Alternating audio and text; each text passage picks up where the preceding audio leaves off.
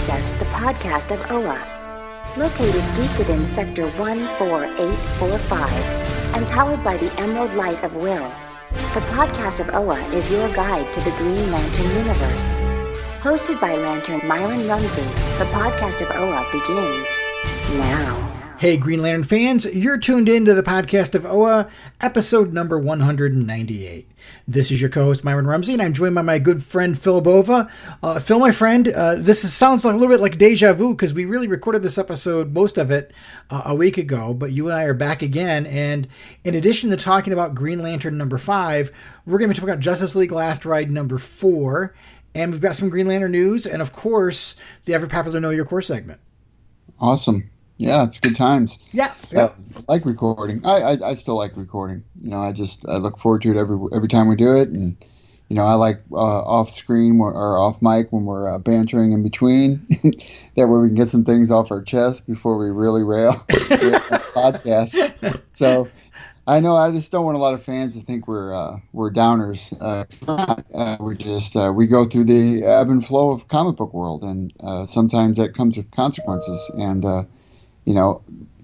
every so often you'll get a writer and an artist you may not like, and that's just the way comic books has always been. But we do what we can do. Right. I've always said that I've tried to do the podcast and the blog because I want to be an ambassador for the Green Lantern brand. And what do you do when you disagree with where the brand is? And that's been my internal challenge for a little while now. And after you and I recorded it last week, I was thinking about it, and I was doing some editing because, there's a lot of post-production that goes on after you and I record.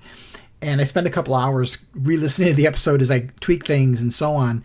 And I was like, man, we're trying to be positive, but we weren't able to really be positive. And I was like, if I were a listener, I wouldn't want to listen to this episode. And I'm like, I don't want to become that person, but at the same time, I have to be honest with myself. And as much as I love Green Lantern, it doesn't mean that everything that has a Green Lantern logo on it makes me want to jump through the moon and promote the heck out of it. If I don't think it's good quality, then I'm really not going to.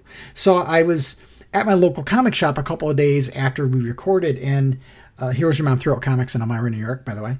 And I was talking to my good friend Jared, who is the owner, and he and I have known each other for, probably 15 years or so. And he's actually was very supportive and helped me get this whole thing started. He kind of bankrolled some t-shirts to help me as a fundraiser to raise some money and stuff to get equipment and so on. And we were talking about it, and he has seen me become a little more pessimistic and so on. And he said to me that, you got to make it enjoyable for yourself, because otherwise it's going to become like work, and you're doing this for the fun of it. Nobody's paying you. If anything, you're paying money to do this stuff. And if you don't enjoy it, A, the listeners aren't going to want to tune in, and B, you're not going to want to do it. And you've put too much effort into this to let it go just because the creative direction isn't what you agree with. And I really appreciated that. And he made a really interesting comment to me. He said, the word gatekeeping is going on a lot around comics. And he goes, you don't want to be perceived as that, because if anything, you're the antithesis of that. You're a gate opener. You open the doors for people to enjoy Green Lantern, and you need to continue to do that, even if you're just talking about old stuff. So Phil and listening audience, I'm going to make a promise to you. Even though we're going to continue to cover the new series, we're going to, if we don't like the issue, we're going to keep our conversation to a minimum and focus on what we like. And we'll tell you a little bit about what we think about a current issue of the new series, and maybe it'll turn itself around. And if not, we'll try to minimize the pain. And that's fair. I mean, I don't, like you said, I mean, this is your baby, and, and sometimes everybody's had kids. Sometimes we yell at our kids, or sometimes we have to correct them, and and that's just the way it goes. And same goes for your podcast. It's another one of your kids, and sometimes you yell in it. You get frustrated in it, and sometimes you get frustrated in the moment. And I'm not gonna lie. We rail pretty hard on the new run of Green Lantern, and as far as finding things to like about it, yeah, sure, there are things I like about it. I mean, the story is not as like, I kind of felt like the story is tricky to me, because I feel like it has a lot of holes in it, and I don't feel like I'm getting a lot of context and background information for what the writer is attempting to do. That means adding depth to the issues. Right. And right. and that's something that I have to deal with, because I know there's some writers out there that just, some don't have that ability, some excel at it, and I got my master's degree in historical studies, and I wrote a lot of papers and stuff, and analyzed a lot of papers, and I know what good in-depth storytelling entails, and I just, with this current run, it's not meeting my level of interest, and there's nothing wrong with that, but like it goes back to what you said. I don't want people to think that we're just railing for railing's sake, because that's not who we are, and that's not what we want to become neither. Right. But on that same token, I'm not just going to jump on a bandwagon because everybody else wants to. That's not who I am, and I'm never going to do that, because that's betrayal to me and my passions, and much is the same as yours, Myron. Yeah, I mean, you can go elsewhere and find people that are just love everything all the time, and I'm just not always that enthusiastic. And just to be sarcastic for a minute, and I hope people get this as a joke, because this is what it's meant as, but I can always find at least one good thing in every issue, and that's the back cover. But anyway, on to some Green Lantern news. On to some Green Lantern news. There's been a lot of stuff going on with Funko. A while ago we talked about the White Lantern Sinestro Funko Pop. That is out now. You can find it in Hot Topic stores. You can order it online, but it isn't available in stores. And another pop that you can pre-order is, you may remember a little while ago, DC did a partnership with China, and they did a series of figures of some Justice League members wearing Chinese armor. Based off of Chinese warriors from the past, and they've turned those into a Funko Pop line, and I believe you can pre-order that in different places online. And then what was just recently announced, and again, a big shout out to Chad Bokelman from the Lantern Cast, because he shouted this out on Twitter, as part of the Wonder Woman 84, the big Wonder Woman celebration for 80 years. There's going to be 2 more Wonder Woman Green Lantern related Funko Pops, a White Lantern Wonder Woman and a Yellow Lantern Wonder Woman, to join the already released Black Lantern Wonder Woman Funko Pop. It's funny because at this point we've gotten more Green Lantern Wonder Woman Funko Pops than we've gotten Green Lantern Funko Pops. Well, and it was really funny. She was never either of those in Blackest Night. Well, she was a White Lantern for a little bit. And briefly, and it seems to me I've seen a panel of her with a Sinestro Corps outfit on before, but I don't remember when it was. It's possible, but it's funny because we don't have a Sinestro and a Yellow Lantern outfit. So go figure, right? Other Green Lantern news. I have not watched the premiere episode of season 2 of Stargirl, but from my understanding, Jade makes an appearance in the very first episode and looks to be playing potentially a large role in the second season, which is exciting. That is exciting. I mean, that just paves the way for an Alan Scott appearance in something sooner or later. At least in flashback, right? Right. And the other thing that isn't so much necessarily just Green Lantern news, but comic book news in general. I don't know. I imagine if people are following any of the comic news on the internet, there's been a lot of stuff going on with Substack and creators like James Tynion saying they're not going to renew their contract with DC because they're going to Substack and doing things. And it's really, there seems to be a shift in the comic book industry for some of these creators who you may have seen stories about the pay they get when a character appears in a movie, and they get like a $5,000 check for it, and they're not really appreciated for their work on corporately owned IPs. So it seems like we're getting a lot of creators exiting from big name comic book companies like Marvel and DC and going more into creator owned IPs, because the owning of the IP is where it's at if that intellectual property goes on to become a TV show or a movie or what have you. And so that seems to be the big thing. So you're seeing creators doing more stuff with Image and stuff with Substack and so on. So it's interesting how the comic book industry is transforming before our very eyes. What's going to be left for the big 2 and corporate comics when the really good writers are no longer interested in cutting their teeth there and going directly to create their own stuff where they get a bigger piece of the pie. Well, I mean, here's the irony in this whole thing, right? And this goes way back to the 90s when a lot of these creators were PO'd at the big 2 and started their own started their own way. Todd McFarlane was one of them when he took Image off. A lot of these guys, Jim Lee, they started their own. That's where all these independent comic book publishers came from, And then here we are, a couple decades later, and those guys are in the same boat, right? And now they're going off to do their own thing for an altogether the same reason. I mean, it all comes back to creator content, And I mean, I hate to say this, but DC and Marvel, I mean, you always hear about the big two, and I don't ever hear any good things. I mean, sure, they produce good content. Sure, they're the big two, and there's always going to be popularity with their characters and stuff like that. But I don't hear ever really good things from a lot of the writers and artists that come out of that industry from the big two, And that's where, and you and I have talked about it, and I've said it many times on the podcast.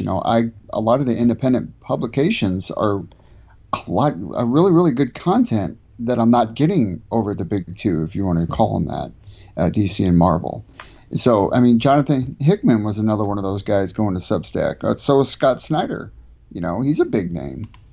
Yeah. And a lot of these guys are it's shifting because I don't think there's an appreciation like these days for the artists and the writers now. I feel like they just produce product because the company they want to push the money ticket, and when it doesn't deliver, they put somebody else in there to try it again, and it's like an ongoing machine that just gets regurgitated, Right. It used to be people would come into Marvel and DC and they'd make their name, and then they'd go off and do stuff. But it Right. seems to be shifting.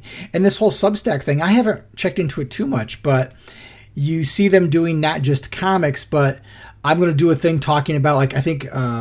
Was it James Tynion said that he's going to do a whole thing about his 5G plans for Batman. So it's going to be conversational and lectures and those kind of things, which is really fascinating. Which to me feels like it's kind of a knock to what they did with the whole 5G plan.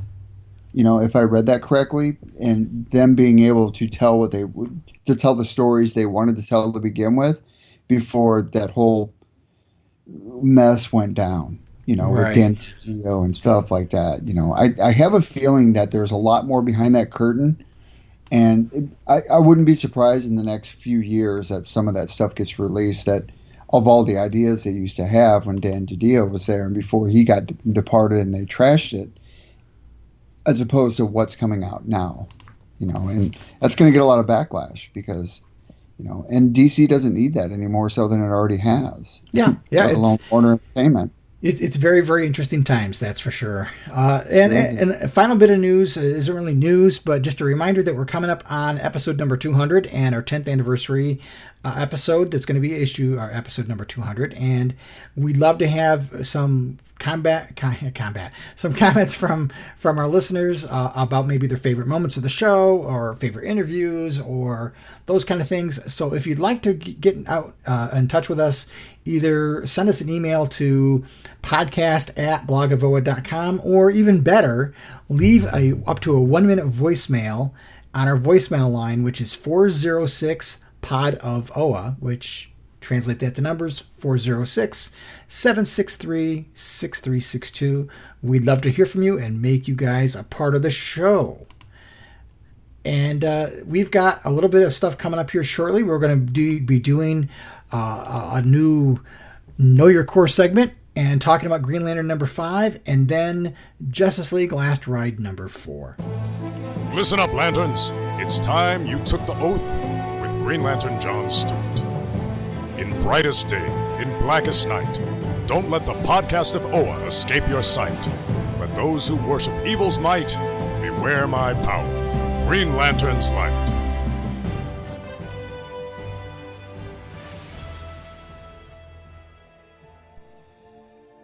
Fellow Owens, welcome back to another Know Your Core segment. This week, we got the interesting Barreer Wot, Green Lantern from Space Sector 3014.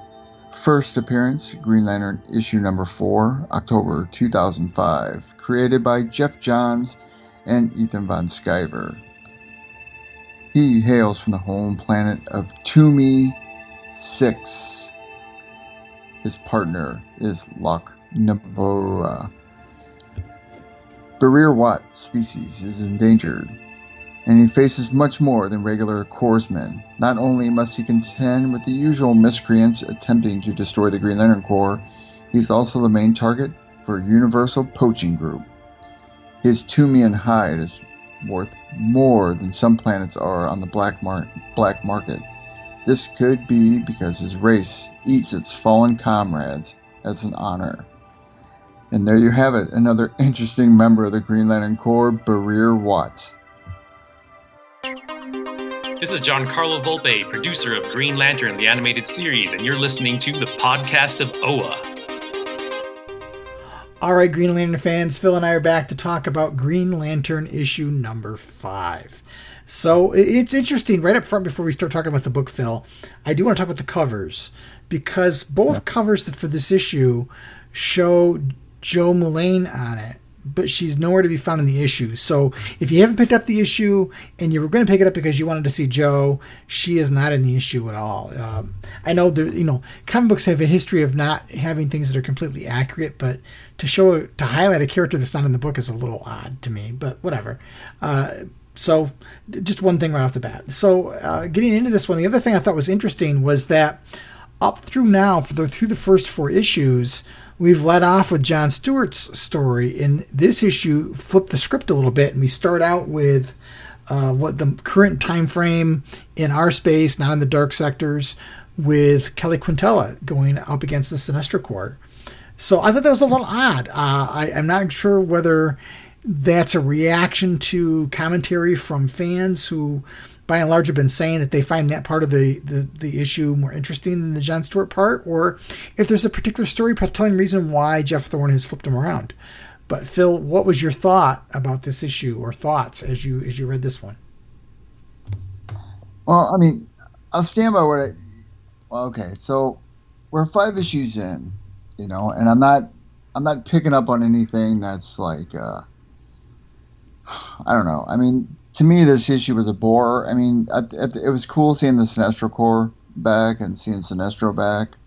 I thought it was an interesting, how they introed with them. And the interplay between Kelly Quintella and them, that's pretty much to be expected. So I wasn't really surprised by any of that. I mean, basically, at the end of the day, nothing about this issue shocked me. And we're into issue 5, and I still don't understand what point the writer's trying to make up until the end of this issue. I mean, to me, it feels like going back to issue 1. These are fragmented story arcs. Is there going to be like are they supposed to tie together? I mean, is all this working congruently? I'm kind of confused at what time frame we're trying to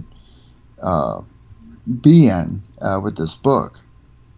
Well, obviously time isn't traveling the same in both of these stories, because we know that in the John Stewart story, about a year has transpired since this series began, and certainly we're talking maybe weeks or days even in our universe. So is time going at a different rate in both of these, or is Jeff Thorne kind of just telling 2 different stories that don't intersect? And that remains to be seen. It's not exactly apparent as to what's going on. I am with you. I'm struggling to find a lot of enjoyment in the stories, to be honest with you. One of the things I did like is this issue opens up, as I did like the fact that we see Sinestro on New Corrigar and having kind of started things up, and you see how he's kind of building a society here, because he's got soldiers and he's got defenses and so on, and you see his room, and in his room he's got a Sinestro power battery, and you see this really cool looking statue of Parallax, which I thought was kind of cool. Yeah, I'm not sure I buy the Sinestro having a menage a trois with some aliens, but I guess that's okay. I mean, I didn't know he was that type of guy. You know what I mean? It's like I don't think he's ever been portrayed in that type of fashion before. No, I mean, he had his things with Lyssa Drac, but that was kind of it. So, is it out of character? Is it in character? I could lean both ways. I've always kind of thought, though, that Sinestro was the type that, you know, he didn't really get over the death of Aaron Sur, and would he? I don't know. I kind of have two minds. I can see it, but I can also not see it. So I guess I got to give it to the story at that point. But you see Kelly Quintella show up, and the constructs are cool. Yeah, she made some pretty cool ones. She takes down their defenses relatively easily, which I would kind of expect.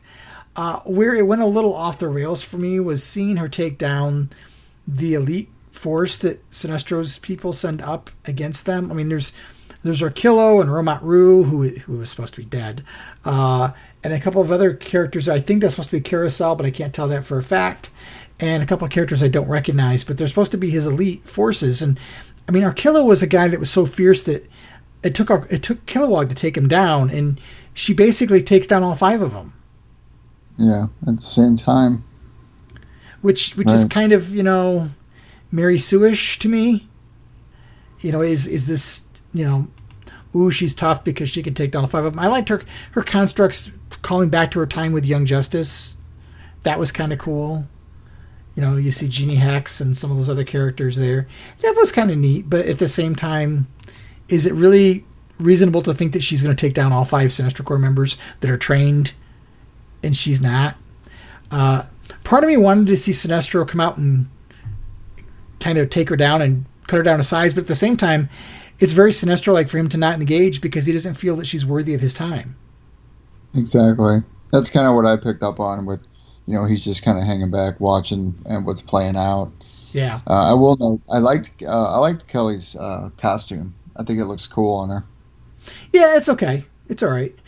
You know, and we have this narrator who we don't know who it is yet, but it's unfortunately, I think DC kind of messed that reveal by doing the solicitations and saying what's going to happen with Jessica Cruz.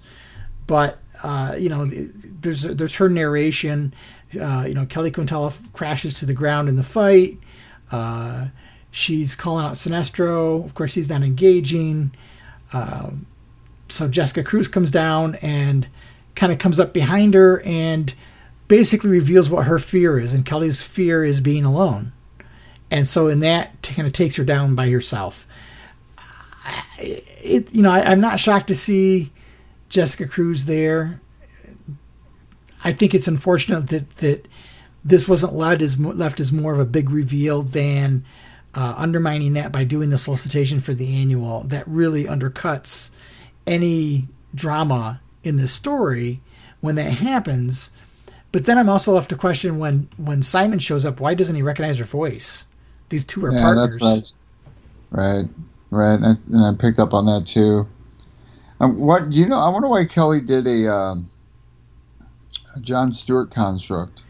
Well, if you look, all the constructs are of people that she's met or interacted with so far. And so I think that part of it is because she's not really trained, she's limited in what she thinks she can do with the gauntlet. Or perhaps the gauntlet functions in a different way. I'm not 100% sure. And it doesn't bother me too much because I don't think because she hasn't really had all the training, I don't think she's as adept at using things, and so she's drawing off of what she knows. I also think that in this whole sequence, she's driven by her anger and her PTSD over the explosion on Oa, that she's not thinking clearly to begin with. Yeah. But what did you think about Simon Baz in his Iron Man uniform? I don't understand the point. You know, it's like, I mean, obviously these guys don't have their rings, and that's fine. But I mean, they couldn't have thought of something a little bit more, I don't know, better looking than this. I mean, it looks like something that's. And we'll get to one of our listeners made a point of that too, in one of our listener feedbacks. But I mean, it looks like an original costume that hasn't been advanced yet. Like it's in its early stages of development. Just looks tacky. I don't like that. It reminded me a little bit of Legion from back in the 80s. Yeah, you can see that. Kind of, you know, Legion was yellow and all that, but it reminded me a little bit of that. But yeah, the allusions to Iron Man outfit is apropos. And again, I thought it was just odd that Simon doesn't recognize her voice. These two are partners, and he's wondered where she is, you would think he would recognize her. Although maybe... Well, go ahead. You think he'd recognize her by looking at her. Yeah. I mean, you can see the thing over her eye, and that's been one of Jessica's tells for her character since she's been incepted. So it's like, you'd think he'd just recognize her to begin with. Yeah. And there's also a minor art faux pas. I mean, Kelly Quintella in the beginning of this book, her hair is straight, and when you find her here, her hair is back to the style that she was wearing before. The much more ethnic hairdo. So I thought it was a little bit of a hiccup there, but minor stuff, nitpicky, I guess. But yeah, I was surprised that Simon doesn't recognize Jessica at this point. They make a whole big deal over who is this, and it just doesn't play well because we already know who it is. That's the unfortunate thing. And they haven't told the story of how Jessica ended up with the ring, right? Just besides that one, what you mentioned. Well, there's the future state story, but there's also the upcoming Green Lantern Annual, which comes out, I think, later this month, which talks about how she becomes a member of the Sinestro Corps. So I think from a storytelling standpoint, I think you could tell it in that order, but unfortunately, when the book is solicited and it tells you exactly what's going to happen, it takes any drama out of this moment to me. Yeah, well, that's true, too. And Simon doesn't know it's her either, so I don't know when they're going to reveal it.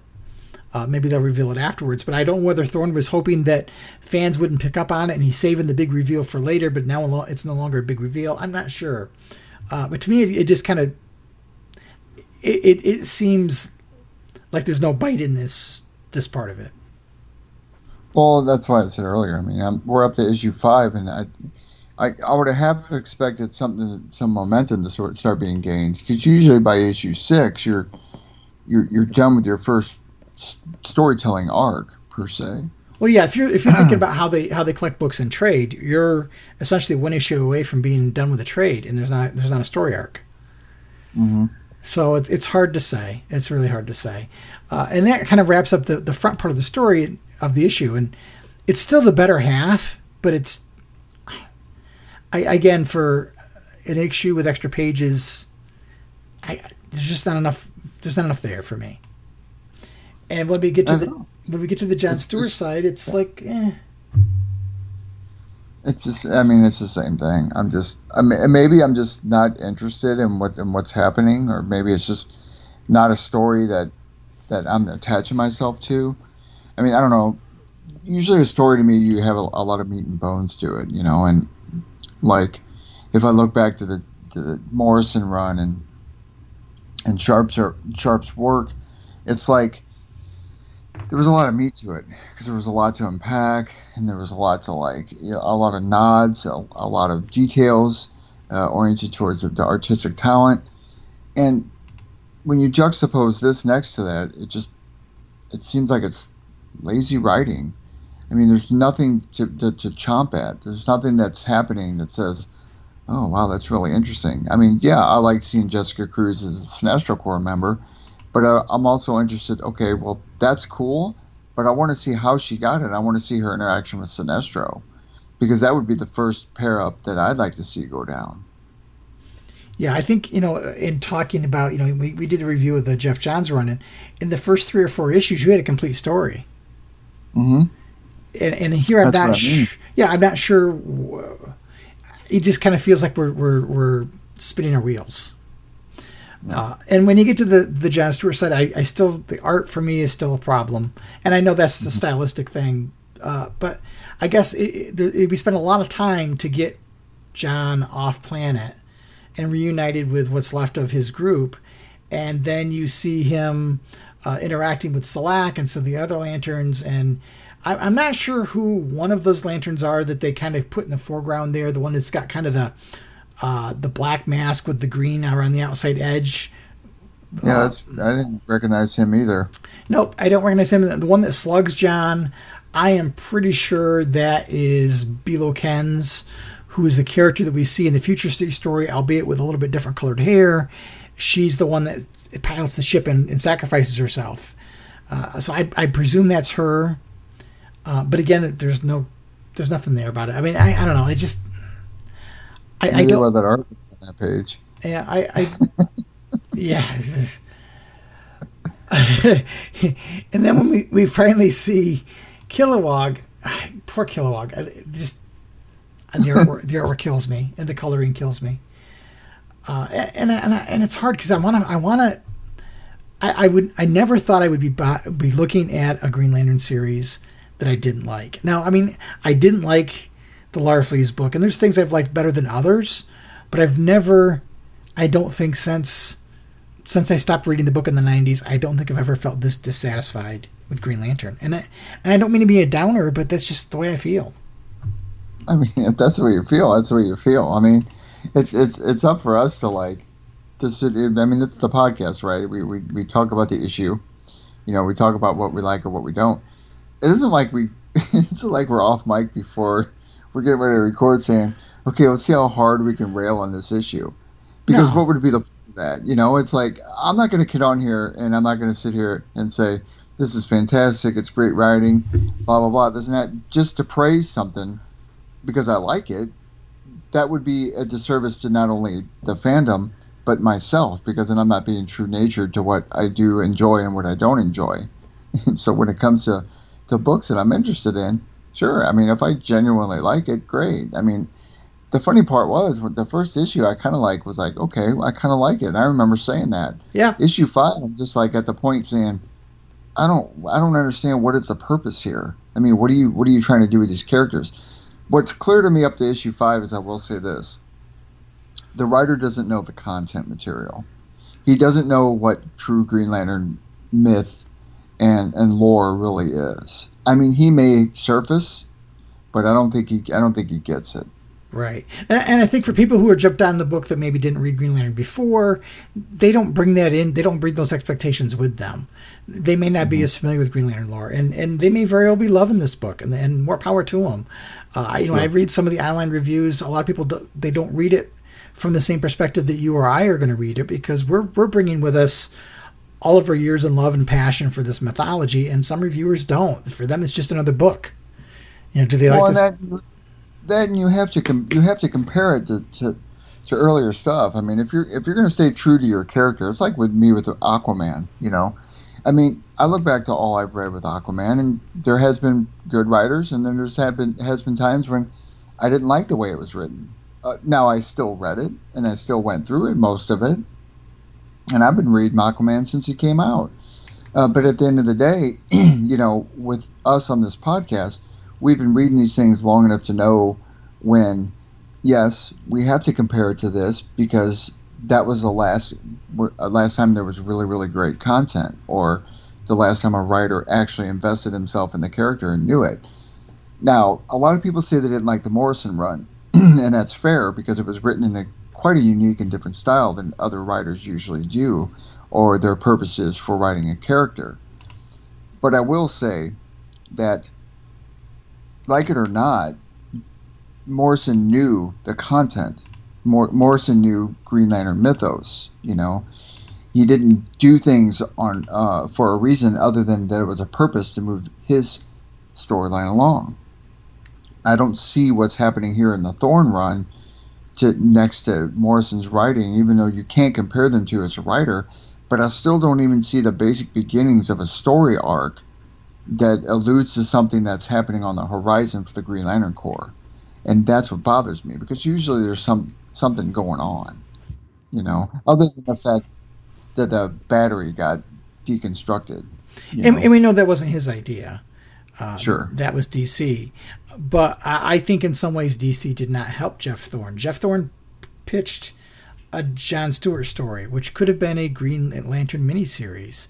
And the more he talked about, at least according to his interviews, the more he talked to DC about his ideas about Green Lantern and Cosmic DC, they were like, oh, we kind of like this, and what do you think about writing the main book? And then they saddled him with, you got to blow up the battery, you got to use these characters. And so he's trying to write the story he wanted to write, but he's got to write this other stuff too, which isn't what he thought he wanted. Now, the other side of the coin is he accepted the job. So, you gotta come through at that point. You could have said, no, I just want to tell my story and been done with it, but he took the job. So the onus is on him to tell us an entertaining story, and I don't feel I'm getting that. I think it's a disservice to Thorne that DC approached him in that way. And what it tells me is that DC didn't have any idea what they were doing with Green Lantern after 5G got canceled to begin with.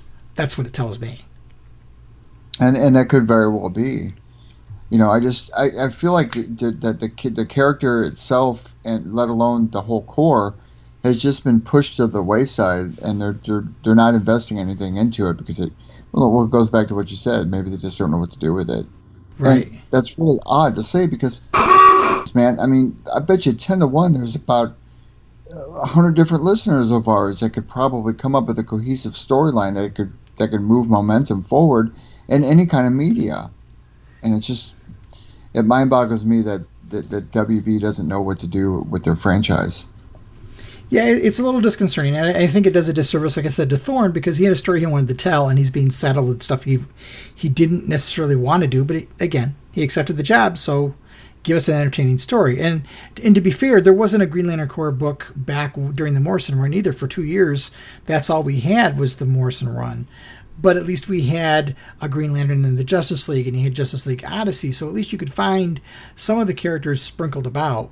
And yeah, we've got Justice League Last Ride right now, but it's not the same. You know what I mean? And I think fans, at the end of the day, they want to see a Green Lantern Corps book. I think they want to see all of the favorite characters that they have. They want to see them out there in some way, shape, or form. And I think people are getting disgruntled because they're seeing characters they're really not interested in being pushed to the forefront in favor over the characters that they do want to read about. And exactly, when we get to the listener feedback, the sales numbers reflect that. So I don't want to be a downer, especially for people that enjoy the book.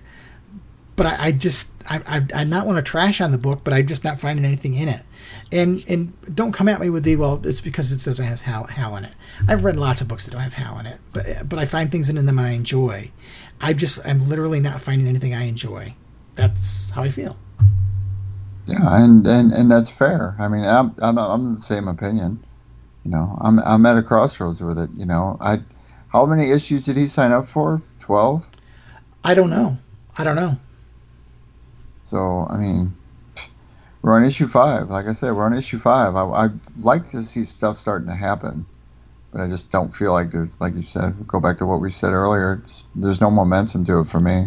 Right. I think if like the John Stewart stuff was compelling, I wouldn't care that the plot was moving at a snail's pace, but I don't find anything compelling about it. Yeah. But anyway. Yeah, and the art doesn't do much justice either. No. I do think Marco Santucci's artwork in the one half of the book is good. I enjoy it, but Tom Rainey's artwork, just the style is not for me. It just isn't what I like, and I can't find anything to agree to like about it. I concur. This is Robert Vendetti, and you're listening to the podcast of OA. Welcome back, friends. We are now talking about Justice League Last Ride number 4. Chip Zdarsky is again doing the writing chores in this tale of the last adventures, supposedly, of the Justice League. We still don't know at this point. Is this Earth Prime in the future? Is it another Earth in the Omniverse? Hard to say. But this issue, we kind of get finally what is it that drove the wedge between Batman and Superman this time around. And it all revolves around Martian Manhunter. I thought that the scene where Martian Manhunter, he's put in a situation where they need to do something, and right now Superman in this timeline, in this time of the story, Superman is off on Oa with Hal and John, trying to protect Oa along with the Green Lantern Corps against Darkseid. And then you have Wonder Woman, who is fighting some of the parademons and people on Apokolips. And meanwhile, Martian Manhunter and Batman are trying to stop some bombs that are going to be going towards Earth and destroying Earth, essentially. And poor John and Batman come to the conclusion, as Calabac has come in and attacked them, that the only thing they can do to stop this is to really stop the bombs, detonate the bombs on this side, and essentially destroy Apokolips. But Batman can't do it. Superman can't get there. Wonder Woman is injured. So Martian Manhunter makes the decision that in order to do this, he's going to get exposed to fire. He's going to have to die. He's going to sacrifice himself. And he makes the decision to go ahead and do just that, which to me I thought was a gut-wrenching scene. Yeah, and it was super cool how Superman was standing there and he knew what was going on, while poor Hal was fighting Darkseid by himself, and he just took off. Yeah, and this is Hal and John before whatever happens to Hal, that gives him that suit. So this is regular Hal, and they're trying to fend against Darkseid, and you can see different Green Lanterns on the ground, their bodies just lying there, and John and Hal are trying to hold their own, but Superman gets distracted because he's thinking he's going to get all the way to Apokolips and prevent Martian Manhunter from doing what he's going to do. And that, of course, doesn't happen. And so there's this guilt. Batman is sorry. He and Martian Manhunter shake hands, and he does what he has to do, and it's a very noble death. He says some wonderful words before he exposes himself, and he talks about thank you for everything, friends. I'll see you on the other side.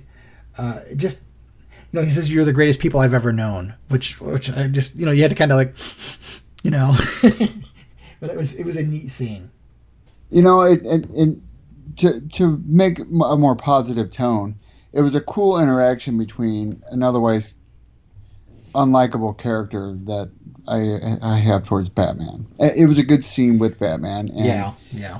I liked the way he handled it. He was very admirable, and you don't often see that with his character. It's only in small little tidbits like this, but that's what kind of makes him kind of cool to me. Yeah, and Superman, and Superman thinks he's going to leave Oa, and then he's going to almost sacrifice Oa because as much as I love Hal and John, I don't think they're going to be able to hold off Darkseid by themselves. I'm hoping we get to see some of that fight, but Superman ditches to go help, and you can feel for Batman. He feels this whole grief as well as he feels responsible for it, and so that's what he's carrying around with him, is that load, and I think he's projecting his I don't want to say self-loathing, but his disappointment in himself onto Superman, and Superman is mad at him for allowing Martian Manhunter to do it. I believe is the way I read it.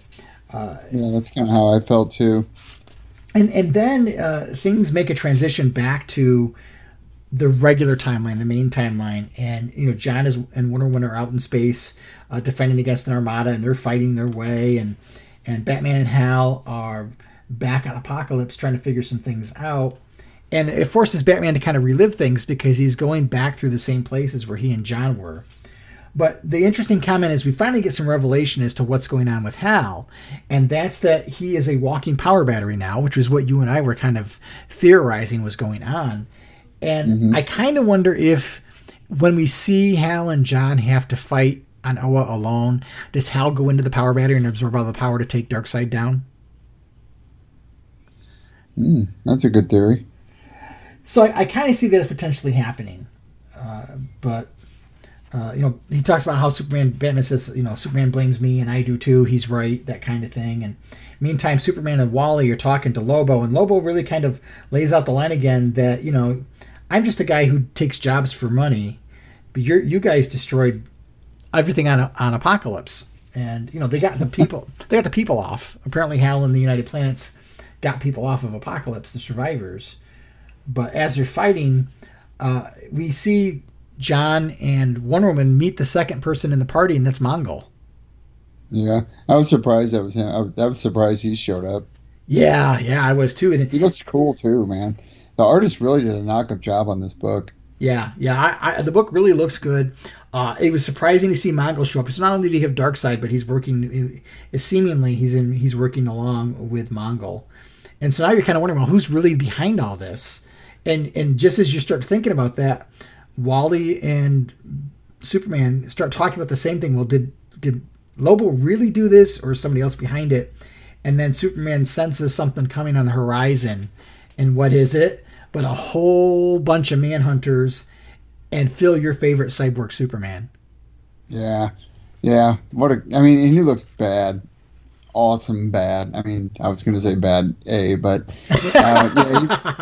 he looks super cool. I like the little light up things on his knees and in the center of his chest, and then an emblem's lighting up. Yeah, he looks super evolved. I wanted to ask you a little bit about that because I don't recall, and I know you're a huge Cyborg Superman fan, so you probably have read more stories with him in it. I've never seen him with that look before. Is that a Brainiac influence? Hold on, let me zoom in a little bit. Are you talking about the thing on the top of his head and then his chin? Yeah, he's got these glowing dots and he's got purple lights, which makes me think of Brainiac. And I don't know whether that's a Brainiac influence on Cyborg Superman because he doesn't look like your traditional Cyborg Superman. Well, okay, I'll say that it could be, so that could be a foreshadowing of Brainiac being behind some stuff, or he could be just a new, updated version of himself. I don't think I've ever seen him involved with a Brainiac concept before. That's the Windows 11 version. It is. Vista 5.0. He definitely looks different, He really does. So I mean, but like I said, that could theorize that Brainiac's behind something. I mean, it's not inconceivable that Cyborg Superman wouldn't attach himself to Brainiac in some facet. I mean, that would make sense since they're both technology. Yeah. I mean, so you've got Darkseid, you've got Mongol, you've got Manhunters, and Cyborg Superman with maybe a little added Brainiac as icing on the cake. That's a lot of stuff, and you've got a league that's divided. Yeah, that's a lot of stuff. You don't have any core. No, none of the land cores around. It doesn't seem that way. I mean, we've seen Kilowog, and we've seen John, and we've seen Jessica. But some of the Lanterns don't have their power rings, which I don't know. Again, are we talking about our current timeline, maybe a little bit advanced down the road, or are we completely on a different universe altogether? That's one of the $1 billion questions, and we still don't really have any clue as to who might be the traitor. Well, I don't know, but I will say one thing. I think it'd be cool if Lobo threw down with Superman and them and faced off against Darkseid and Mongol and Cyborg. I could see the whole, enemy of my enemy thing, right? I mean, Lobo's a great character, and I don't feel like he gets a lot of credit because he has a certain kind of personality that from any writer that's always taken his voice and put it into the text. And he's always been that loner that just stands aside, and he's smarter than people think, man. He's really ingenious about his tactics, and it's funny because anybody who's ever written him seems like they know that about that character, because he's not an easy character to write. Yeah, and I love how they, he knows who hired him, but he's not giving that up. And I like the head games he plays. Who do I think it is? Man, the obvious answer is Darkseid, but I kind of wonder. I don't think it's Wally or Superman is the traitor because they wouldn't put themselves with Lobo, where Lobo might rat him out. I kind of wonder if it's Batman. Wouldn't surprise me.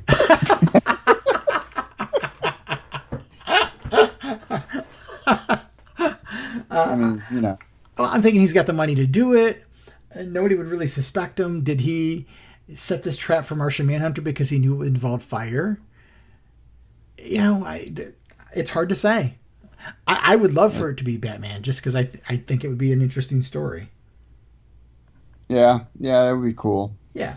I mean, we've already seen Superman go bad in Injustice. We've already seen Hal go bad in Emerald Twilight.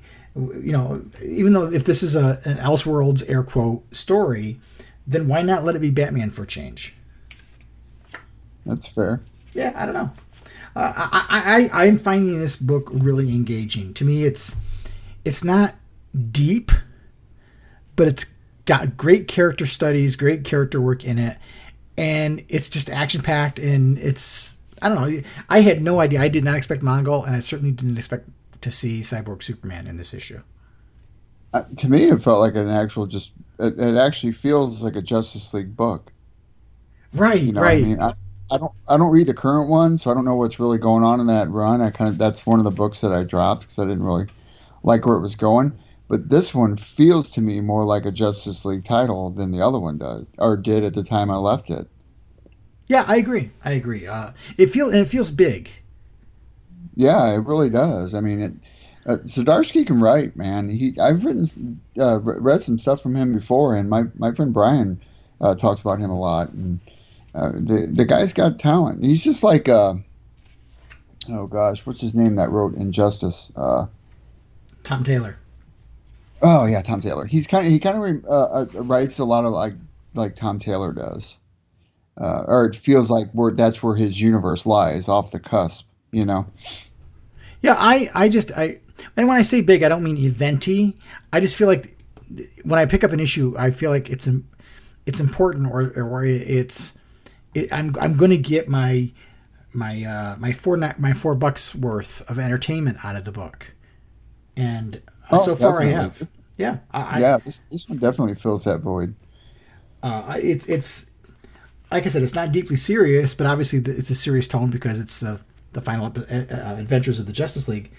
But it just feels like it's important, even though I know in the grand scheme of things it doesn't really impact the DC universe proper. But it feels that way. So I like Hal's costume. He's the walking lantern, so to speak. Now, you said you theorize that he's going to recharge the battery? Well, I think maybe when he's on Oa, if we go back, if there's another flashback, and he's fighting with John alongside Darkseid, maybe he makes the gamble of, I've got to go into the power battery and absorb everything, because that's the only way I'm going to be able to take on Darkseid. Okay, so I'll add to that and theorize that maybe he's going to make himself do what he has to do to make himself the battery, so that Rings will go out and find new lanterns, right? And or fight against them. If Oa does fall, does he do that to save the Lantern energy to keep the Green Lantern Corps going? That's a good point.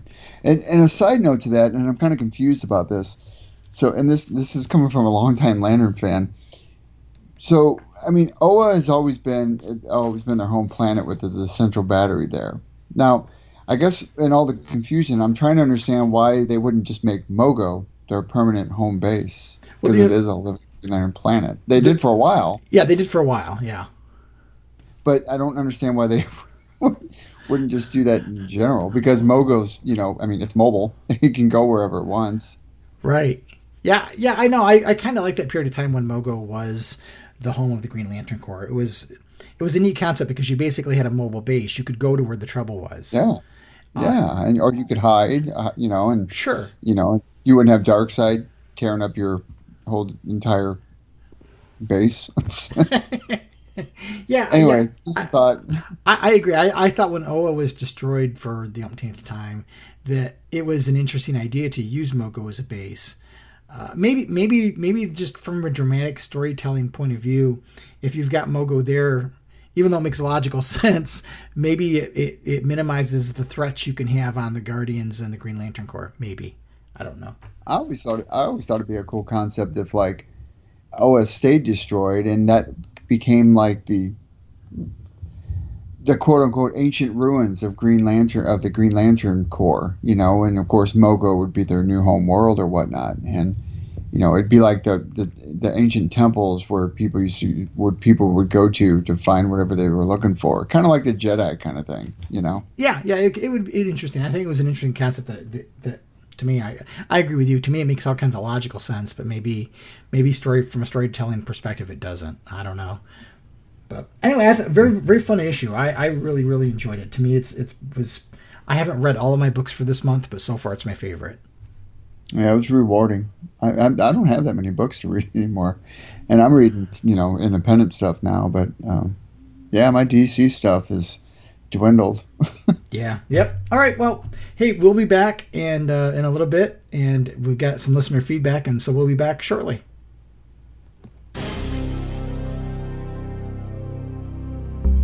This is Salak, Green Lantern of Sector 1418, and you are receiving the podcast of Oa. The podcast of Oa.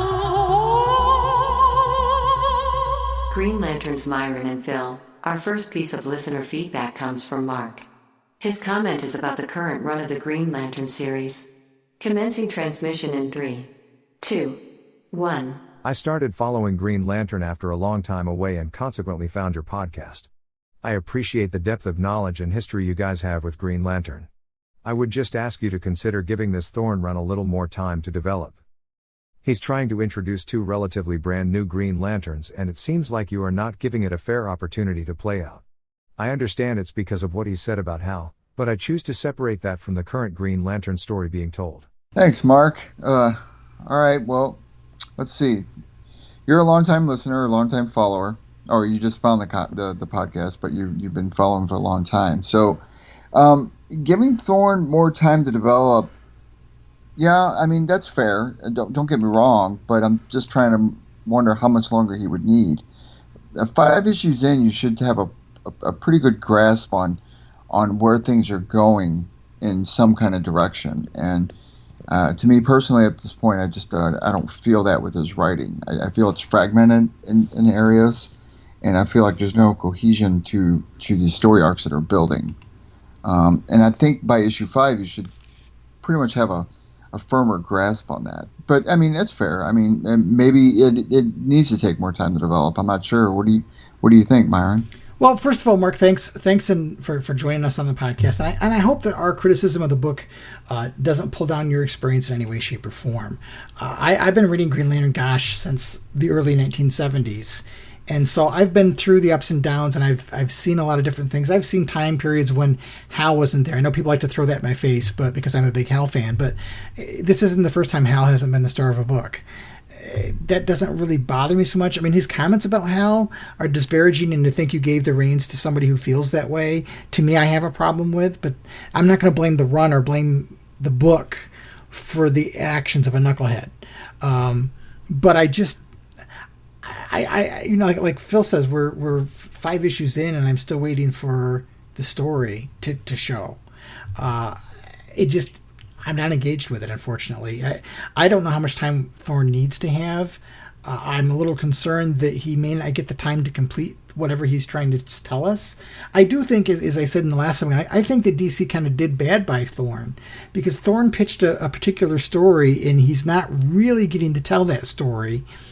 But again, like I said, at the same time, he accepted the job, and if you're gonna take the job and you're gonna throw down this, you're going to talk big about how the blood, let the bodies hit the floor was one of the things he said recently, or you're going to be talking big about how, nobody's safe, and you're talking a big game. Well, then deliver a big game. And I just haven't seen it yet. And I don't know. I don't know what to say. I'm sorry to be a downer. In the 10 years I've been doing the podcast and the 11 years I've been doing the blog, I really never thought I would get to this place, considering the highs we were at one point. It's just unfortunate, and I'm sorry I feel that way, but I have to be true to who I am. I do, and I'm not gonna. There are people out there that will anything that they see with their favorite brand on it, everything is wonderful and happy, and there's not a critical bone in their body, and I just love the mythology too much to see it being treated the way it's being treated. I think it's a little unfair to say you're being a Debbie Downer about it. I mean, let's be frank here. I mean, not everybody likes every writer. I mean, it's just the nature of fandom. I mean, it's just the nature of people. It's like some people like to read Homer, some people like to read Shakespeare. I mean, there's too big a spectrum when it comes to writing that at the end of the day, it's like art. I mean, it's all relative, people. And a writer comes along. It doesn't matter what baggage that person carries to me. I'm intelligent enough to see through the fine lines to know what kind of messaging that they want to deploy when they're writing their work, But as long as they tell a good story, I'm okay with whatever they carry. It doesn't mean I agree with it, but whatever. That their crap is their crap. Right. But at the same time, some writers just aren't good at writing certain things. And if you've been reading long enough with Green Lantern like you have, Myron, and then and I'm sure a lot of our listeners too. When it goes back to what I said, when you juxtapose it next to other writers, sometimes that lacks creativity, where the other writer excels at it, and that's just the way it goes. I mean, it's not really about being a Debbie Downer. At the start of the day, when this first started, we're issue 5 now, we still have to give it its due diligence because it's the only thing that's happening with Green Lantern wise. That doesn't mean we're just going to sit here and trail along saying we like everything about it, because that's not really how it should work. Right. I mean, if you like everything, that means that it's like, wow. I mean, sometimes you just need to branch out and say there's things you don't like, and it's okay to say it. Right. I mean, there are creators that I think are really awful people, but I still like some of their work. Mark Waid is a very, very toxic individual when you read some of his exploits outside of the comic book world. But I love JLA Year One, and I love Green Lantern and the Flash, Brave and the Bold, and I love Kingdom Come, and I love his Flash stuff. But I still think he's a pretty lousy person. And Sure. there are other individuals, and you know, The list is endless, really. right. I mean, you try to separate the art from the artwork. You know what I mean? And the same could be said of different artists that are out there. There are some that are very nice people. There's some that are really not very nice people. But at the end of the day, it's the product that matters to me. And I try not to judge the work by the person who did the work, I guess is the best way to say it. But anyway, hey, Power Ring, why don't you go ahead and give us the next message? The next message is from Ken, and he's also talking about the current Green Lantern series. Transmission in 3, 2, 1. Hey Myron and Phil. I've started listening to your channel and I really like and appreciate that you guys give a genuine and honest perspective of GL. I wanted to share some of my thoughts on the current state of GL, and this is a long text, sorry. Personally, I hated the Morrison run. I didn't like the style and stories of the run, and I hated that we didn't have a GLC title in a more John/Venditti fashion at the same time. I might change my mind once I reread it as a whole, but I was excited for it to end and someone to take over. But Thorne's run is just awful. Repeating tired old plot points, many of which we just saw in Venditti's New 52 and Jurgens GL's runs, combined with cheap cliffhangers. How did Simon survive? Terrible 80s dialogue, leaps in logic. Why couldn't Simon recognize Jeff's voice? Agonizingly slow development, and worst of all, unceremoniously killing off classic lanterns in unheroic, lazy and selfish fashion has made each issue a difficult read.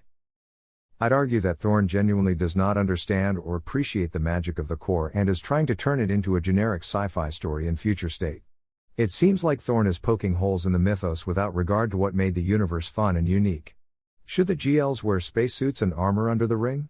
Should they carry weapons just in case the rings fail? Sure, technically yes, but that's not fun or what makes GL and the powers unique. I mean, I can only remember a few constructs in the whole series. That John in Future State looks nothing like a GL says it all in my opinion. And after reading number 5 where Simon, with a whole universe of technology, wears a cheap Iron Man Mark I ripoff instead of wearing anything more unique to GL and DC, I want Thorne off GL as soon as possible before he damages it further. Also, feel free to comment on my Instagram posts. I would love to hear your thoughts on some of the subjects I mentioned in my posts. Hey Ken, thanks for reaching out, and don't worry about how long your message might be. It just means you put some thought into it, so that's good by me. A lot of people didn't like the Morrison run. It was heady for a lot of people. It was a little too convoluted and kind of the wandering path to get from point A to point B. Some people just enjoyed it for the wackiness. You knew going in. I know when Morrison got announced in the book, and I had heard about it kind of beforehand, and I was having a conversation with a writer at DC at a convention, and he and I were chatting, and he said, the thing is you don't know what Morrison you're going to get, and you could get both Morrisons. You could get the guy who can write the straightforward stuff, and then you might get the guy who's really on another plane, and I think we got both of those. And I at least found it enjoying it. I found things to like in it, even though sometimes it took me multiple reads, and I always looked at that as I'm getting more for my money rather than a 5-minute flip through, so I didn't really mind it. But I do miss the days when we had Johns and we had Tomasi and we had those two great books. We had the Green Lantern book and we had the Green Lantern Corps book, and they weren't like one wasn't secondary to the other. They were both really awesome runs, and I really do miss some of that stuff. And I do, as you point out, have problems with some of the criticisms of the fact that we're bringing up some old plot points. And again, we know that DC is the one that had the power battery blown up and some of those kind of things. But I agree. I think it's one of the things that Phil was trying to make the point is that we don't think that Thorne really understands what was magic about the Green Lantern Corps. I think in listening to Green Lantern fans across the internet that I've engaged with or kind of watched what they're talking about, the biggest complaint I see about this series is I don't want to read about a Green Lantern that doesn't have a power ring. Plain and simple. To me, that's just not interesting. It can't carry a book. And I agree. I I don't think people want to read about a Green Lantern without a power ring. No matter who it is. It could be Hal and I wouldn't want to read it. I want to see a Green Lantern, be a Green Lantern. That's what drew me to it in the first place, regardless of who's wearing the power ring. Phil, your thoughts? Well, I mean, Ken brings up a lot of good points, and it just reiterates what I said. I mean, he didn't like the Morrison run. I mean, and that's fair because, like I said with the other listener, Mark. I mean, it's all relative, and everybody's entitled to that. I mean, he agrees, with the Thorn run with us, but at the same time, going back to the ring thing. I mean, how many times are you gonna go with a lantern without a ring? You know what I mean? It's like you think about it even in its abstract form. You got a character and his ring. And together they make a Green Lantern. I mean, that's the base model, right? How many times are you going to separate the ring from that person to try to compel to make a good story arc? I mean, I don't know. I mean, can't you think of something else that could happen? That they keep the ring and they still have an interesting storyline? Yes. I mean, we don't need to do this battery gone again or rings out of power again. I mean, I don't know. To me, at this point, you'd think they'd have that problem solved, or they'd have some kind of backup source. I don't know. I mean, technology the way it is, I think they'd have a backup plan, but I don't know. I guess it's the same time. Crap batteries are crap batteries because, cell phones go through batteries these days and they don't charge like they used to. So, I mean, maybe it's a metaphorical thing or some kind of hidden meaning that Thorne is saying about the battery world. Come on, people. We should be beyond this by now. yeah, I don't know. Like I said, we've said it a few times now that that wasn't his idea. So I don't know how his story morphed from what he pitched to what we have. I'd almost be interested in knowing what his original story was. I really feel like if they had given him the opportunity to do a John Stewart miniseries, so he could have done what he wanted to do, I think it would have been more well received, and we could have still had a Green Lantern book. So, I think at the end of the day, I blame DC more than I blame Thorne. Yeah, and that's fair. And also I will go to say that, I think a better John Stewart story could be told other than the one that we're being fed. I mean, I'm not even a John Stewart fan, but I know enough to know to say I'm just not interested in this at all because this just makes it worse for me because I'm not even interested in really that John Stewart that much. Had it be a good story, that could push me to say, well, I really like this John Stewart book. Unfortunately, it's not the case. And we're 5 issues in. Well, and I think some of Thorne's previous comments are kind of coming back to bite him in the backside a little bit with fans, because one of the comments I see fairly frequently in some of the corners of the internet is that, he's made all these disparaging comments about Hal being two-dimensional and how much greater of a character John Stewart is, and yet he's got an opportunity to tell a compelling John Stewart story, and it's boring. Bring me the story that you think this character is so strong and deserves to be the lead. Show me why, and they don't feel they're getting it. And that's not me. That's people out on the internet. And now, you're going to hear a lot of opinions on the internet, but I hear it a lot, unfortunately. Well, and it's sad too because that just does a disservice to the character of John Stewart. Especially since he's a predominantly one of the main black superheroes in DC Comics repertoire of people. Yep. So, well, Ring, I guess he's going to play the next message, huh? Our final message is from Roger. Roger's comment is also about the current run of Green Lantern. Playback in 3, 2, 1. Hi, Myron and Phil. Before I get into it too much, I just wanted to say thank you for the podcast. It's refreshing to hear people who aren't afraid to express criticism in an adult way instead of fawning over everything even when it's not good. I love the Green Lantern mythos, but I feel that this current series is the worst since Gerard Jones' run. I'm finding it boring, and the writer's cavalier attitude about killing off beloved characters really has left a bad taste in my mouth. I was just reading the sales numbers from June, and I wasn't too surprised to see that the third issue only placed 106 with only 29,000 copies sold. There's been a lot of talk about how good June's sales were, but this is horrible. I'm wondering if the book's poor performance will lead to an early departure for Thorne. Well, I can hope anyway. As much as Morrison's run was sometimes hard to follow, at least it was entertaining. Thanks, and keep up the great work. Hey, Roger. Thanks for listening. First off, it's always cool when people write in. I really enjoy these segments because it's fun hearing what people say from different places on the internet, and we all know that the internet's a cesspool. Yeah, you're not. You agree with us, and that's a good thing. I mean, a good place is to have constructive criticism, without being a detriment to other fans, without trolling on other fans, without being too personal with other fans, just because you don't like something. That's not anywhere near what this is about, because we're all fans at the end of the day, and that's where we all need to be. And we don't have to be on the same page about things, because that's human nature. You can't express it enough.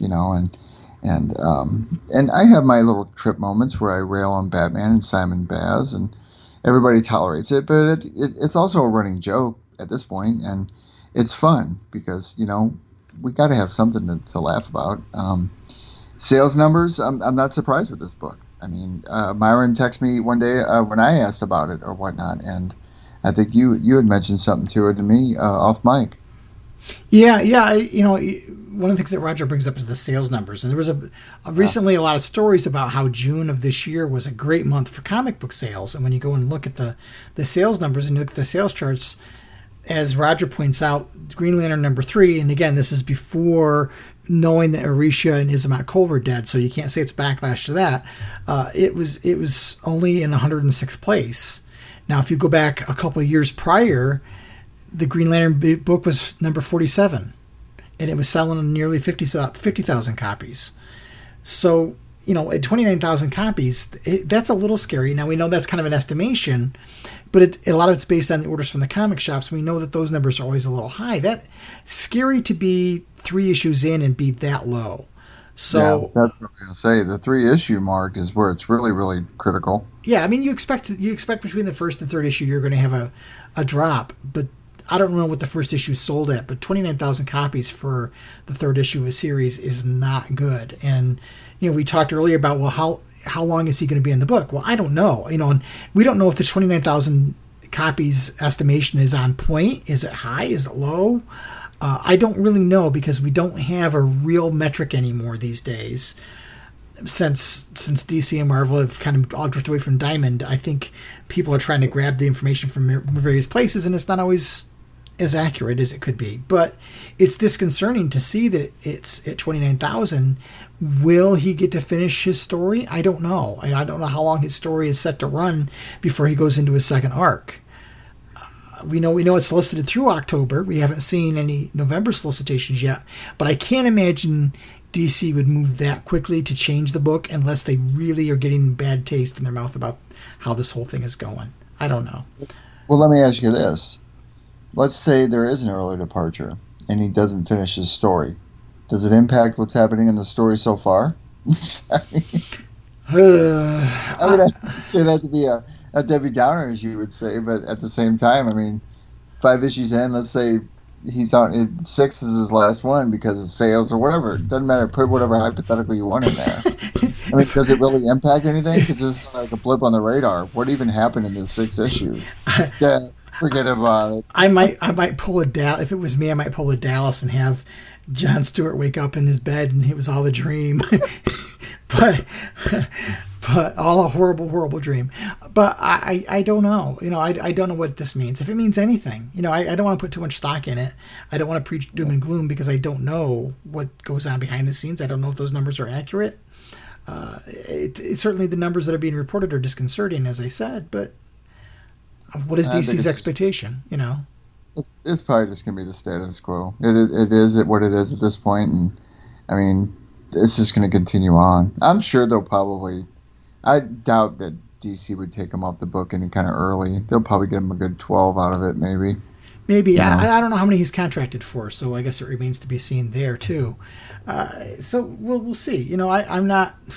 While I'm not loving the book, and I'm like is kind of a strong word at this point, but I don't know.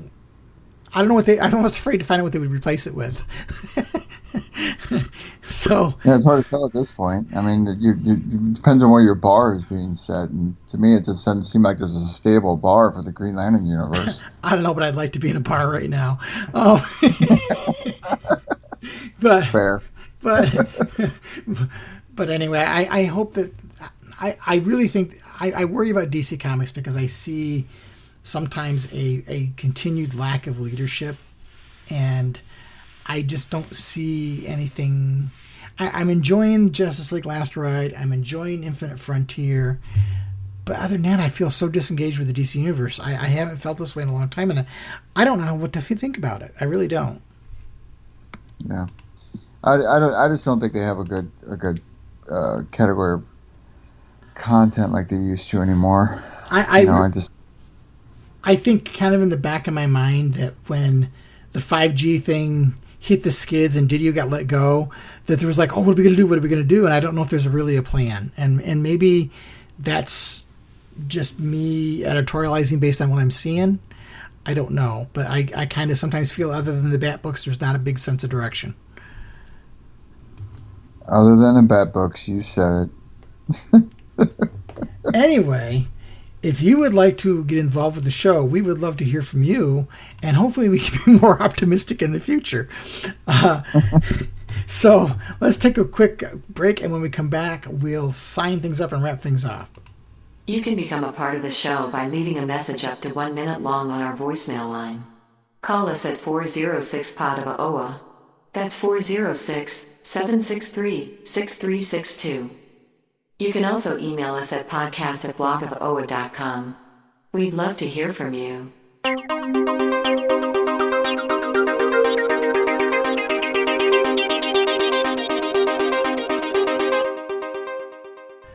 Well, Phil, that wraps up another episode, my friend. Thanks again for chatting with me and getting together to re-record a part of this or add some more content to our episode. I appreciate that. No, I loved it. When you first posted, I completely forgot about Last Ride being out. And I was like, that'd be a good time because I'm going to read that right away. Because usually that's the book I read right away because it's one of only a couple titles that I get from DC these days. But yeah, I was happy to. This is fun. Yeah. So I think we'll be back in a couple of weeks. We've got the Green Lantern Annual, which is Jessica Cruz becoming part of the Sinestro Corps. And then let's talk about the Suicide Squad next time, too. Yeah, that's well worth it. That'd be good. Yep. And there's definitely a Green Lantern connection there. So, all right, my friends. Thanks again for tuning in, and we will see you soon. Until next time, treat each other well, keep your power ring charged, and make every day your brightest day. The Podcast of OA is the official podcast of the Blog of OA and a proud member of the Comics Podcast Network. Share your comments and questions by calling the show's voicemail line at 406-POD-OA. That's 406-763-6362. You can send your emails to podcast@blogofoa.com. You can also find the Blog of OA and the Podcast of OA on Twitter and Facebook. Green Lantern and other related characters are the copyrighted property of DC Comics Incorporated and are used without permission. The Blog of OA and the Podcast of OA are fan productions and do not claim any ownership over the Green Lantern or any other copyrighted properties.